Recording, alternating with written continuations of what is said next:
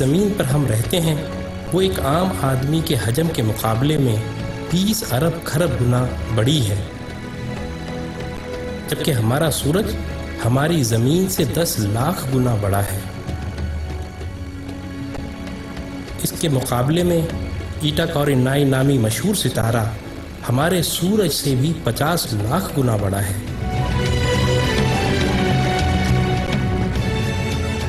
اس کے بعد battle juice نامی ستارے کا نمبر آتا ہے جو ہمارے سورج سے 30 کروڑ گنا بڑا ہے۔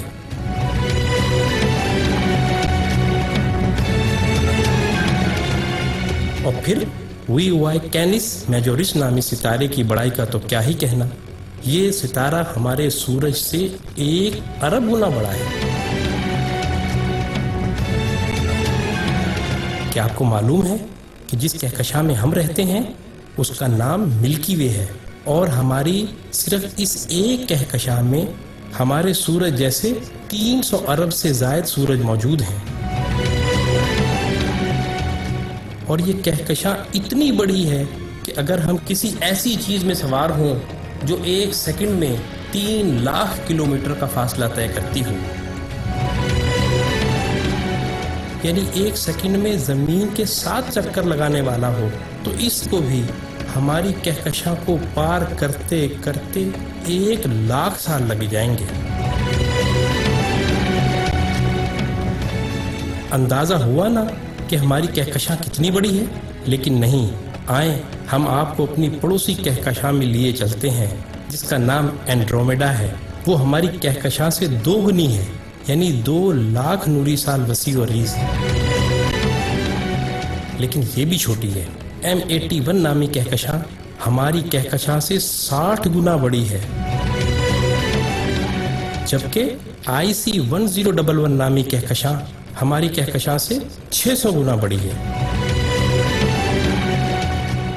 اب سمجھ آ رہا ہے نا اللہ اکبر کا کیا مطلب ہے؟ اللہ اکبر، اللہ اکبر۔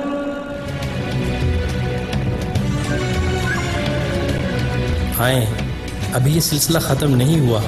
جیسے ستاروں سے کہکشائیں بنتی ہیں، آپ کو معلوم ہے کہ اسی طرح کہکشاؤں سے کلسٹر بنتے ہیں، اور جس کلسٹر میں ہماری کہکشاں واقع ہے اس کا نام ورگو کلسٹر ہے، اور صرف اس ایک کلسٹر میں 47,000 کہکشائیں ہیں۔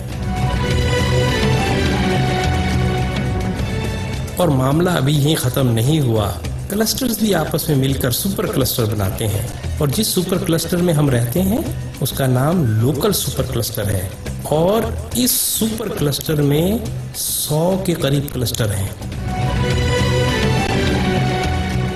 اور اس سپر کلسٹر جیسے کم و بیش 1 کروڑ سپر کلسٹر ہماری کائنات میں موجود ہیں، جو ایک عظیم جال میں معمولی نقطوں کی مانند نظر آتے ہیں، اور ان سب کو صرف ایک ذات یعنی اللہ تعالیٰ نے بنایا ہے۔ تو اندازہ ہوا کہ اللہ کتنا بڑا ہے۔ یہی وہ کبریائی ہے جس کو قرآن سورہ زمر میں یوں بیان کرتا ہے، اور انہوں نے اللہ کی قدر ہی نہ کی جیسی اس کی قدر کرنے کا حق تھا۔ اس کی بڑائی کا یہ حال ہے کہ قیامت کے دن زمین اس کی مٹھی میں ہوگی اور تمام آسمان اس کے سیدھے ہاتھ میں لپٹے ہوں گے۔ یہ ہے اللہ اکبر کا صحیح مطلب، اور یہی وہ عظیم جملہ ہے جس کو سننے اور سمجھ لینے کے بعد سوائے انتہائی متکبر کے ہر ایک شخص کا سر سجدے میں چلا جاتا ہے۔